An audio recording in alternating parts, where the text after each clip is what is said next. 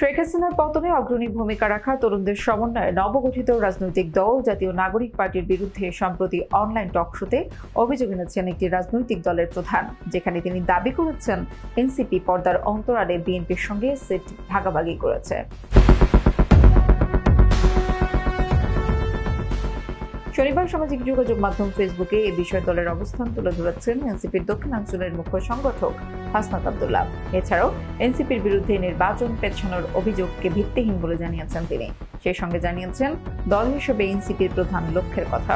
হাসনাত আব্দুল্লাহ তার পোস্টে লিখেছেন, সম্প্রতি আমরা লক্ষ্য করেছি একটি দলের প্রধান এক অনলাইন টক শোতে মন্তব্য করেছেন এনসিপি কিন্তু পর্দার অন্তরালে বিএনপির সঙ্গে সিট নেগোসিয়েশন করেছে। আমরা হাইপোথেটিক্যালি ধরে নিলাম পর্দার অন্তরালে সিট নেগোসিয়েশন হয়ে গেল, একটা আন্ডারস্ট্যান্ডিং হয়ে গেল, তাহলে দেখবেন ডিসেম্বর না সবাই সেপ্টেম্বরে নির্বাচনের ব্যাপারে রাজি হয়ে যাবে। তিনি আরো বলেন, আমরা উল্লেখিত রাজনীতিবিদদের প্রতি আমাদের সম্মান এবং সৌহার্দ্যপূর্ণ সম্পর্ক বজায় রেখে বলতে চাই, বিএনপি বা অন্য কোনো দলের সঙ্গে আসন ভাগাভাগির সমঝোতার দাবি সম্পূর্ণ ভিত্তিহীন। কোনো দলের সঙ্গেই এনসিপি আসন ভাগাভাগি জনিত কোনো আলোচনায় যায়নি। কাজেই সম্মানিত ওই রাজনীতিবিদদের বক্তব্য অসত্য ও বিভ্রান্তিকর। দল হিসেবে এনসিপি সারা দেশের সাংগঠনিক বিস্তৃতিকে প্রধান লক্ষ্য রেখে কাজ করে যাচ্ছে।